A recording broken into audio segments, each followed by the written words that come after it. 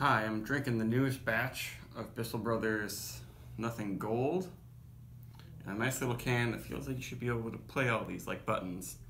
And I think I had the first ever batch of this beer, and I haven't had it since. And I was pretty impressed by it, but I just did a Treehouse review. We'll see how this one goes, but this is a double IPA, and the hoppiest beer I think Bissell Brothers says they make. Their standard, or at least wintertime, cold weather double IPA Swish has high ratings, but this one I remember liking a lot. It uses Amarillo, Equinox, and Citra hops, so no Mosaic or Galaxy, the super sexy ones. It's 8.2% alcohol, and a little bit difficult to open with my cut nails here. Let's just jump into it. Yeah, it looks kind of dark, which I remember that from last year. They use a little bit of caramel malt in this one, and maybe like some oats or something.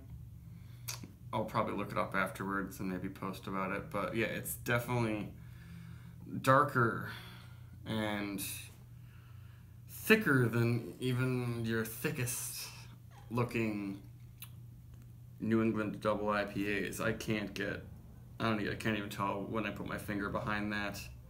It's pretty opaque. Head's looking pretty nice though. Some of these really hazy, super sediment, like I guess there's no sediment, it's just completely unsedimented. All the yeast is totally just in suspension. Sometimes I feel like that messes with the carbonation and that messes with the head, but they still managed to make this one has a good amount of head on there. Interesting. Very different from the Treehouse I just had. I guess the Treehouse I had was Mosaic and Amarillo. So this one has Amarillo, but no Mosaic. So leaving out Mosaic makes this one a lot less peachy. The Citra is definitely strong. Lots of powdery pineapple.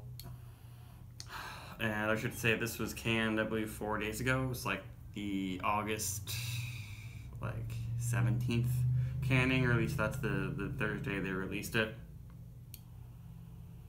And this one's, yeah, really big on tropical passion fruit, pineapple, that sort of thing. It's not as much like gummy peach rings.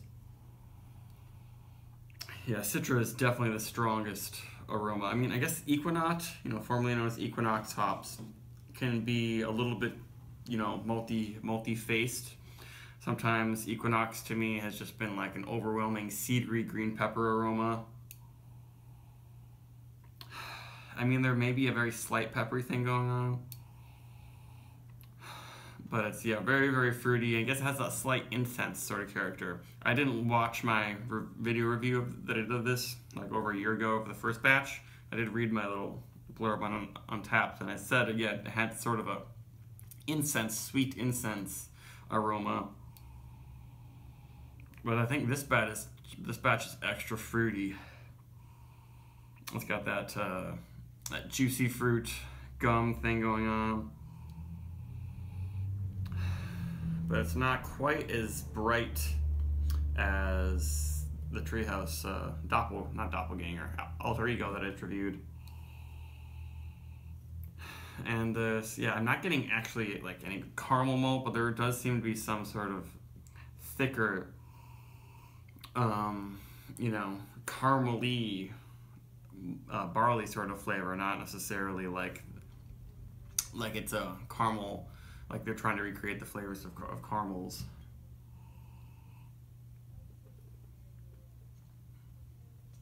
Full body. Yeah,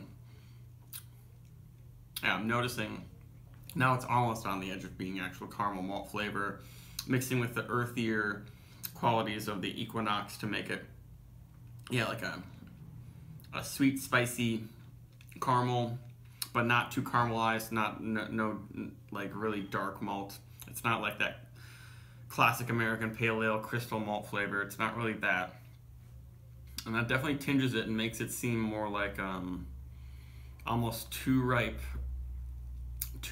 tropical fruits, like blended with a little bit of caramel.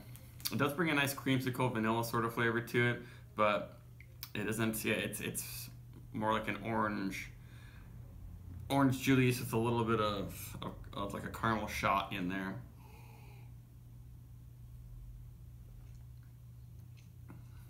I wouldn't say it's a fluffy body, but it's pretty full and like chewy and textured, and pretty easy. Like, it's not very dank at all. It's not like minty. It's not eucalyptusy. It's not vegetal. It's really nice how it's a mixture of just the sweet spices and fruits and just a little bit of that malt caramel in there. It's not taxing on the palate. Like, it's not overwhelmingly bitter or pithy. Yeah, that's pretty nice. I'll have to say that the aroma is, I don't know if the aroma beats the Treehouse. It's pretty strong, but it doesn't seem like it's erupting out of the glass as much.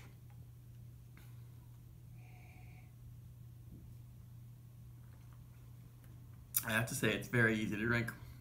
It does have a good amount of sweetness and pretty low bitterness, especially in comparison to some other Bissell Brothers beers, where I'm like, oh yeah, they has that nice full mouthfeel, but then they're all just kind of taste like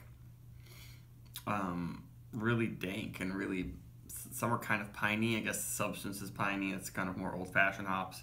This one, it really just has like a sweet spice. Like, maybe I'm getting a little bit of a woodsiness now, but it's not like sometimes with Equinox where I smell it and it's like, oh, it smells like onions and woods. This one is not. There's no onion. There's no unpleasant green character. Like, the impact in my throat and my palate from the hops is definitely pretty strong. But it's some cool flavors coming out of it, I have to say.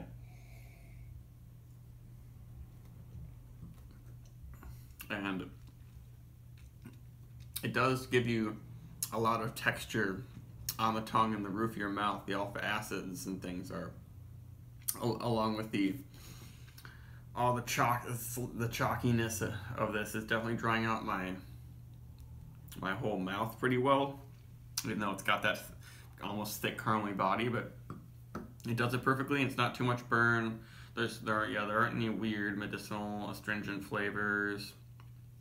It's very pleasant for a super hoppy 8.2% alcohol IPA, and it brings out some unique malty flavor, because they actually do use caramel malts and like pay a little more attention to having malt flavors in these beers. It doesn't have that super fresh specifically barley aroma that I talk about in Treehouse and Hill Farmstead beers. Look, this is definitely like a really good batch of some Trillium beer, but Trillium doesn't use Equinox, and they don't use caramel malt in any of their hoppy beers except for like Deciduous. But Deciduous, their so-called brown or red ale, kind of just looks a lot like this beer, honestly. Yeah, so it's just somewhere between Treehouse and Trillium, closer to Trillium, and yeah, they use bigger blends of hops, it seems like, at Bissell Brothers, and they also tell you about them with a sort of more varying hops. But I like these ones and how they work. I think some of the ones that use some older fashioned hops are just a little bit too piney and too pithy. This is just a cool mixture of sweet spices and woodsiness with the really ripe tropical fruits and like juicy fruit gum sort of candy thing happening. Smarties, that sort of pleasant fruity flavors. I would still probably keep this one at close to a 4.5. It is very nice. It doesn't seem like it's magical. I wonder what other people would say about this batch. But this might be one of my other favorite Bissell beers. I guess the Bissell Brothers beers do vary quite a bit. I wish I could get cans of their lower alcohol ones, because I was been very impressed by Diavoletto and Baby Genius for being like low alcohol, super hoppy beers that do it really well. But this one Yeah, let's do 4.3, 88 bags of popcorn, something like that, or maybe even higher. That's good. Goodbye.